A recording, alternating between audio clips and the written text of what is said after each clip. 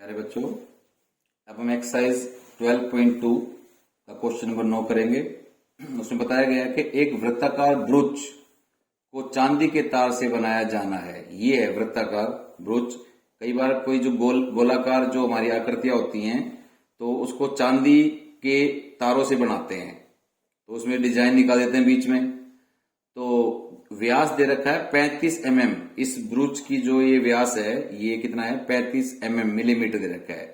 तार को वृत्त के 5 व्यासों को बनाने में प्रयुक्त किया गया है, जो उसे 10 बराबर त्रिज्याखंडों में विभाजित करता है। तो ये तार जो रखे ये ऐसे कितने हैं, ये हमारे पास 5 हैं। देखो अभी यहां शुरू किया हमने, देखो एक पहला एक ये क्या है हमारा व्यास, तो ये व्यास कितना दे रखा है हमारा, ये व्यास हमारा, ये हम इसका पहला भाग में दे रखा है। तार को वृत्त के 5 व्यासों को बनाने में प्रयुक्त किया गया है, तो जो उसे 10 बराबर त्रिज्याखंडों में विभाजित करता है, जैसे कि आकृति 12.12 में दिखाया गया है। तो ज्ञात करना है कुल वांछित चांदी के तार की लंबाई, इसमें कितना तार लगा। एक तो ये खींचने में, जैसे हमारे साइकिल का जो टायर होता है उसमें जो रिम के अंदर पहले जो त्याड़ी होती है वो जो होती थी, लंबे लंबे स्पाइक से होते थे। तो अब ये देखना है कि कितना लंबा चांदी के तार लगेंगे। तो 10 तो ये 5 तो ये व्यास खींचने में लगेंगे। तो एक पहला व्यास ये यहां तक गया, दूसरा व्यास यहां तक गया, तीसरा व्यास यहां तक गया। तो देखो मैं नंबरिंग कर देता हूं, पहला व्यास, ये दूसरा व्यास, ये तीसरा व्यास, चौथा और ये 5वां। अब यही घूम रहे हैं इसके अंदर। पहला यहां तक चला गया, दूसरा यहां तक चला गया, तीसरा या नीचे तक आ गया, चौथा ये यहां तक आ गया, 5वां यहां तक आ गया, और कोई भी नहीं है।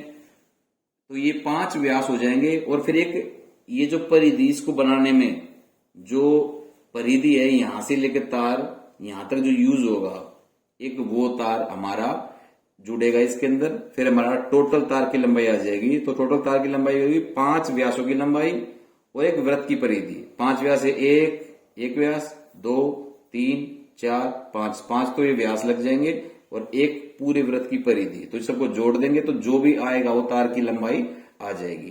तो सबसे पहले हमें क्वेश्चन में हमें व्यास दे रखा है, इस ब्रुच का ये व्यास कितना है, 35 mm। 35 mm। तो सीधी सी बात है, त्रिज्या क्या हो जाएगी, व्यास की आधी होती है 35/2 mm। व्यासों की संख्या कितने, व्यासों की संख्या 5 व्यास है। और ये जो एंगल कितना आएगा ये निकालना हमने, थीटा।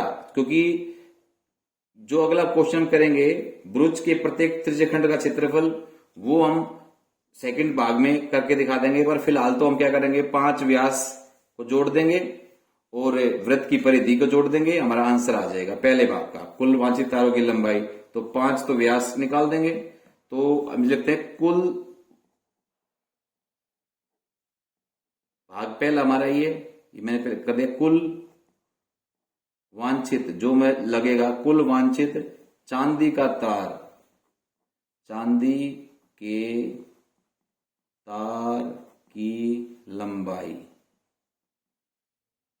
कुल वांछित चांदी की लंबाई क्या हो जाएगी, 5 तो व्यास हो जाएंगे, 5 गुना 1 व्यास की लंबाई,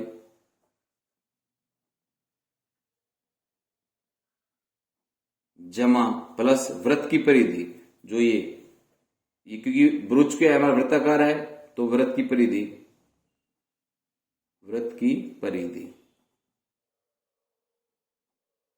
बच्चों देखो 5 व्यास, 1 व्यास की लंबाई पहले दे रखी है 35 mm। तो 5 को 35 से गुना कर देंगे, जमा वृत्त की परिधि होती है हमारी 2πr। अब इस क्वेश्चन में पाई का कोई मान दे नहीं रखा, तो पाई का मान हम 22 ले लेंगे। अब 35 को 5 से गुना कर देंगे, 5 पंजे 25, 5 × 15 और 2 17, 175। ये हो गया 2 पाई का मान 22/7। आर अभी निकाल दिया मैंने 35/2, ये आर। परिधि निकालने के लिए आर चाहिए, रेडियस क्या थी इसकी, त्रिज्या, तो ये भी 35/2। अब देखो जो बच्चों हमें जो कटता है उसको हम काट देंगे। अब साफ दिखाई दे रहा है, इस 2 से तो ये 2 कट गया, 7 × 7, 7 पंजे 35। अब ये कितना हो गया 175, तो पहले था ही 22 पंजे पड़ा, जिसको आता 22 पंजे 110 होता है बच्चों, 110। अब 175 में हम 110 जोड़ देंगे तो 285 मिलीमीटर इतना तार लगेगा इस ब्रूच को बनाने में। कुल वांछित चांदी की तार की लंबाई 5 तो हमारे व्यास हो जाएंगे और एक इसकी परिधि हो जाएगी। व्यास की लंबाई दे रखी है, वृत्त की परिधि 2 पाई होती है। त्रिज्या निकालने के लिए व्यास का आधा कर देंगे, हमारा ये हो जाएगा। अब अगला है वृत्त का ब्रूच के प्रत्येक त्रिज्यखंड का क्षेत्रफल। अब देखो ये बच्चों ब्रूच बना हुआ है ऐसे, ये तो इसका प्रत्येक त्रिज्यखंड का क्षेत्रफल निकालना है। तो त्रिज्यखंड के क्षेत्रफल के लिए हमें क्या चाहिए, एंगल चाहिए। अब सर ये एंगल ये कितना बन गया, तो ये एंगल हमें निकालना है। अगर एंगल निकल जाएगा तो हमें सूत्र हमारे पास पता है, पाई आर स्क्वायर थीटा बटे 360। आर का मान दे रखा है 35/2 mm। और अगर ये थीटा का मान पता चल जाए तो हमारा सेकंड क्वेश्चन सोल्व हो जाएगा, ब्रूच के प्रत्येक त्रिज्यखंड का क्षेत्रफल। तो इसको हम अभी हल करके दिखाते हैं आपको। देखो बच्चों, ये मैं इस फिगर में आपको समझा दूं कि ये कितने त्रिज्यखंड है, गिनो।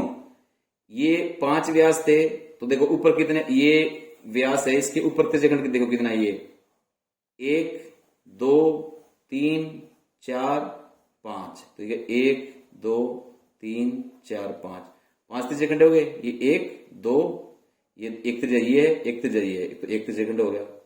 फिर दूसरा हो गया, फिर तीसरा।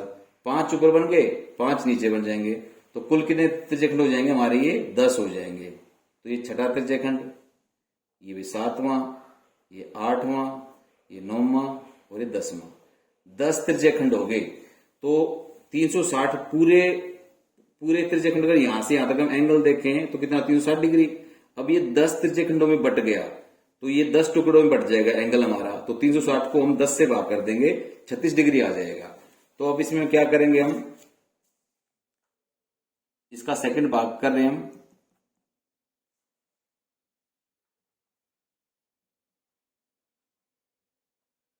ब्रूच के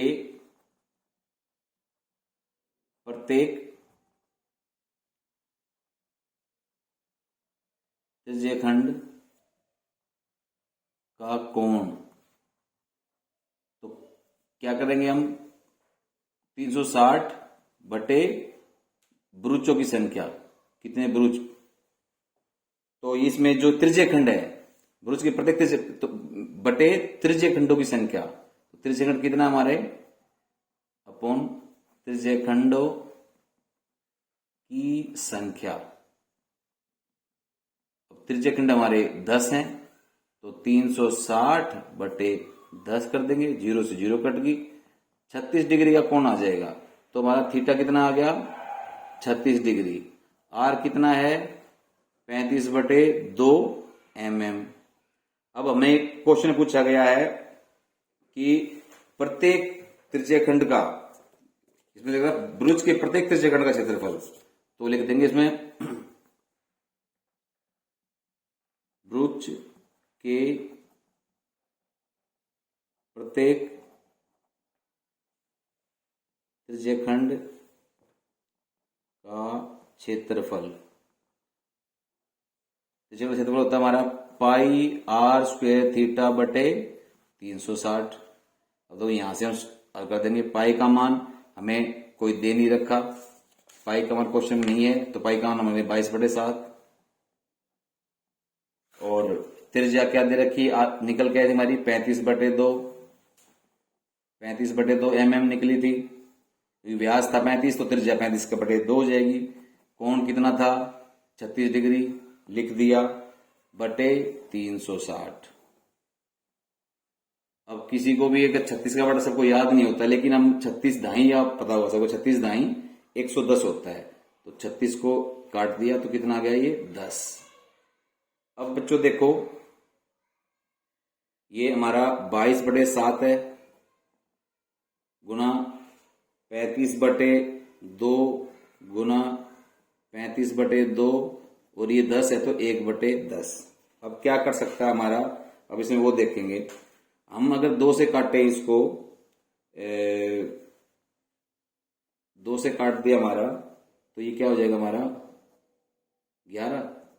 7 से कटा 7 एकम 7, 7 पंजे 35। अब हम क्या कर सकते हैं, इस 5 को काट सकते हैं 10 से।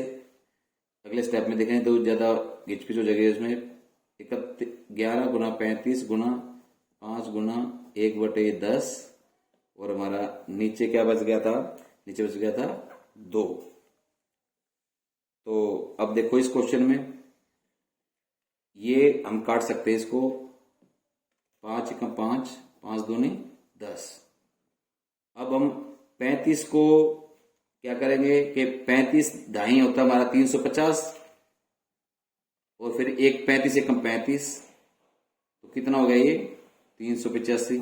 तो ऊपर कितना आ जाएगा 385, नीचे 2 गुना 2 4, 385/4 mm²। इसका क्षेत्रफल आ जाएगा भुज के प्रत्येक त्रिज्यखंड का क्षेत्रफल। बच्चों इस क्वेश्चन में भी कुछ नहीं था, सिर्फ भुज का जो त्रिज्यखंड 10 बने हुए थे तो कुल एंगल 360 डिग्री का होता है। तो एक त्रिज्यखंड का कितना एंगल बन जाएगा, 10 से भाग कर देंगे, बस एंगल ही निकालना था हमें।